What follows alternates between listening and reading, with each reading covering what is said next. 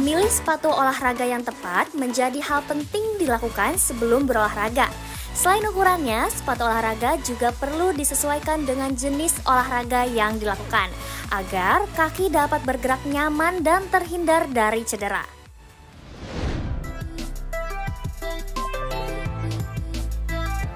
Nah, pemirsa, saat ini sudah ada narasumber ahlinya bersama saya di sini. Sudah ada Dr. Sofia HG, dokter spesialis kedokteran olahraga. Halo dokter, apa kabar? Halo Mbak Sisi, baik. Cantik apa kabar? sekali dokter. Sama-sama. Ini baru treadmill ya tadi Iya, ya? aku baru saya treadmill nih dokter. Nah dokter, kemudian apa aja sih dok jenis-jenis sepatunya? Kalau kayak aku gini boleh nggak? Wah, kamu tadi lari ya Aku pakai ini? lari Mbak di Sisi? treadmill. Wah, Gimana? salah nih, nggak bisa nih pakai Wah, ini. nggak boleh berarti nih dok? Jangan. Nah ini nih lifestyle aja nih kita Oh, bilangnya ya. lifestyle. Jadi kalau sepatu yang seperti ini biasanya kakinya itu tidak terdorong ke depan dan soalnya mungkin lebih kaku Iya, ya. betul. Jadi lebih tinggi juga tapi tingginya bukan tinggi yang soft gitu. Jadi kalau dipakai lari harusnya sih rasanya nggak enak ya. Tadi sih agak pegel di betis ya dok ya. Kalau dipakai terlalu lama malah takutnya jadi cedera. Oh, ada Jadi bahayanya. ada bahayanya, malah jadi cedera olahraga, malah bukannya dapet sehat, malah dapetnya nggak bisa olahraga deh, nggak bisa lari. Ada jenis-jenisnya nggak dok? Mungkin contohnya gitu ya? Nah, kita coba lihat ya, kebetulan aku bawa sepatu-sepatu nih. Oke, seru nih lihat-lihat sepatu kita.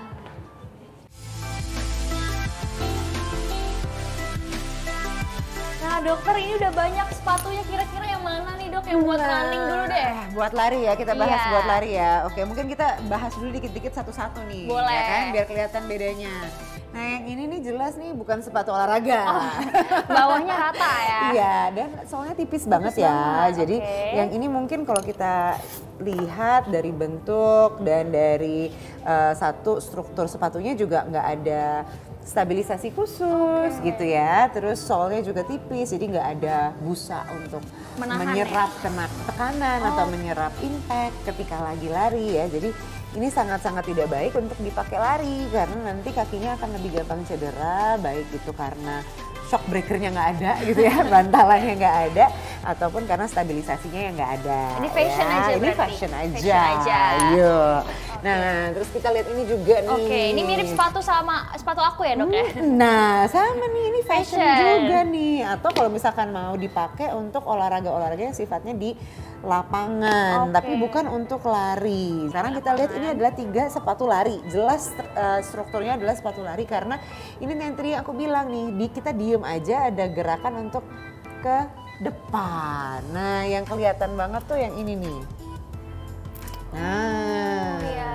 ya jadi ada dorongan untuk bergerak ke depan. Biasanya soalnya tebel-tebel tuh. Di ya belakangnya kan? tebel, depannya agak tipis ya dok? Iya ya? betul, tujuannya supaya ada momentum atau pergerakan ke depan yang membantu kita untuk lebih gampang lari.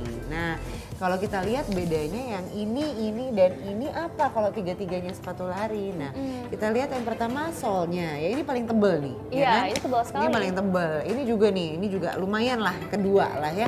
Yang ini tipis nih. Tipis dan enteng banget ya, Dok, ya? Tipis dan enteng banget. Nah kalau kita lihat struktur atasnya juga yang ini yang paling lentur. Sementara kalau yang ini paling tidak ada struktur sedikit gitu ya, ada stabilisasi sedikit dari ankle di ankle juga belakang ya. Nah kalau yang ini juga ini keras nih di belakangnya. Yang ini keras tapi hanya sebagian. Nah jadi yang ini kalau misalkan udah cukup Pro lah ya. pro lah ya. Nah ya kalau yang ini sama yang ini nih boleh nih buat pemula nih. Oh ini Karena- boleh buat pemula ya dok ya? Soalnya tebal, kalau kita pegang-pegang di dalamnya nih empuk nih, ya kan? Empuk. Kemudian kalau kita lihat kalau di dalamnya ada lengkungan. Kalau yang ini kelihatan banget nih kayaknya lengkungan. Lengkungan di sol dalam. Oh. Jadi kalau lari, misalkan kita punya kaki yang agak flat foot atau rata, nah sepatu yang kayak gini membantu supaya kakinya nggak gampang capek karena dibikin ada lengkungannya gitu. Nah, satu hal lagi, kita harus mengganti sepatu lari setiap 500 km sebenarnya anjurannya. Nah, biasanya kalau misalkan udah dipakai lebih dari 500 sampai 700 km, itu ausnya sudah mengurangi fungsi. Jadi Bisa lebih licin. jadi lebih licin, lebih gampang cedera. Kita juga jadinya ngerasanya tidak tersupport dengan baik kakinya gitu ya. Ada satu lagi nih Oh, yang ada satu sampai lagi, Dok. kelupaan. Saya biasanya juga suka ngecek fleksibilitas sepatunya. fleksibilitas kelasnya. Nah, Oh, ini agak bisa keras ya, ditekuk Dok, nggak? Iya betul. Nah, Ya, ini agak keras keras nih, ya. ini lebih keras. Nah, jadi kalau misalkan yang ini kan fleksibel banget nih. Nah, ini berarti bentuk stabilisasinya atau bagaimana cara kita melenting mungkin akan lebih enak pakai ini, Lebih ya fleksibel. kan? Tapi sekarang teknologinya juga mulai berkembang, ada yang namanya carbon plate shoes. Hati-hati sama carbon plate shoes, karena carbon plate shoes itu ada plat karbonnya. Dan memang berdasarkan penelitian kombinasi antara plat karbon sama busa itu bikin kita lari lebih cepat. Jadi biasanya personal, kalau buat orang-orang yang ngejar personal best, jadi lebih cepat tercapai. Tapi ada syaratnya nih. Apa tuh, Dok? Syaratnya kita udah lari dengan baik dan benar dulu. Sudah jago ya, Dokter. Iya. Karena kalau enggak, lari dengan carbon plate itu akan membuat telapak kaki kita lebih gampang cedera. Karena bayangkan kita akan mendarat dengan si plat karbon itu berulang kali sampai 500 km.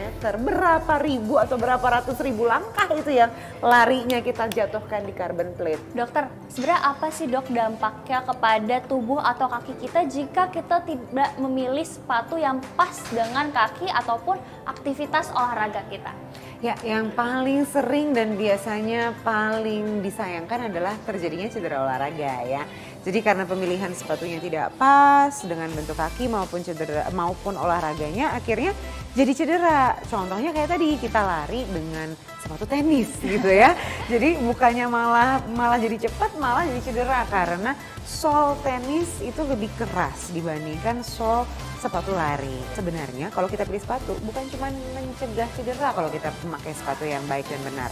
Yang paling penting lagi adalah ini level berikutnya, kita jadi perform lebih baik kan sebenarnya Jadi di kepuasan cabang diri olahraga. sendiri ya. Kepuasan tersendiri, jadi nggak merasa putus asa karena akhirnya mencapai target yang diinginkan ketika melakukan olahraga tersebut. Karena olahraganya dengan aman, nyaman, dan bisa perform.